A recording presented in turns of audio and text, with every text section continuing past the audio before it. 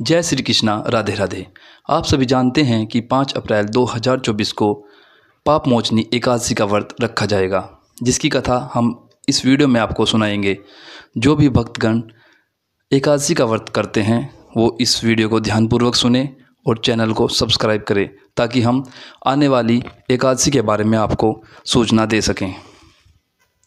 पाप मोचनी एकादशी की व्रत कथा। धर्मराज युधिष्ठिर बोले, हे जनार्दन, चैत्र मास के कृष्ण पक्ष की एकादशी का क्या नाम है तथा उसकी विधि क्या है? कृपया करके आप मुझे बताइए। श्री भगवान बोले, हे राजन, चैत्र मास के कृष्ण पक्ष की एकादशी का नाम पापमोचनी एकादशी है।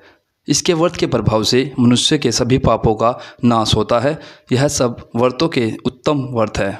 इस पापमोचनी एकादशी के महात्म्य के श्रवण व पठन से समस्त पाप नाश को प्राप्त हो जाते हैं।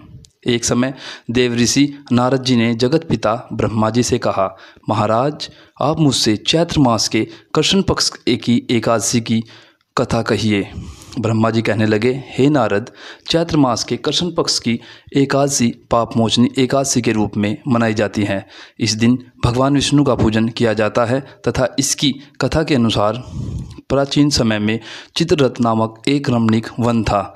इस वन में देवराज इंद्र, गंधर्व, कन्याओं तथा देवता सहित स्वच्छंद विहार करते थे।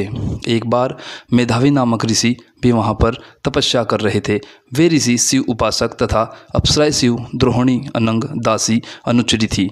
एक बार कामदेव ने मुनि का तप भंग करने के लिए उनके पास मंजू घोषा नामक अप्सरा को भेजा। युवावस्था वाले मुनि अप्सरा के हाव भाव, नृत्य, गीत तथा कटाक्षों पर काम मोहित हो गए। रति क्रीड़ा करते हुए 57 वर्ष व्यतीत हो गए।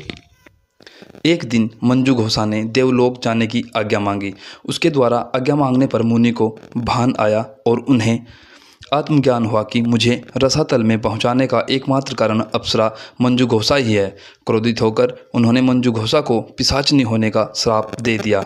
श्राप सुनकर मंजू घोषा ने कांपते हुए ऋषि से मुक्ति का उपाय पूछा। तब मुनि ऋषि ने पाप मोचनी एकादशी का व्रत रखने को कहा और अप्सरा को मुक्ति का उपाय बताकर पिता च्यवन के आश्रम में चले गए। पुत्र के मुख से श्राप देने की बात सुनकर च्यवन ऋषि ने पुत्र की घोर निंदा की तथा उन्हें पाप मोचनी चैत्र कृष्ण एकादशी का व्रत करने की आज्ञा दी। व्रत के प्रभाव से मंजू घोषा अप्सरा पिशाचनी देह से मुक्त होकर देवलोक चली गई।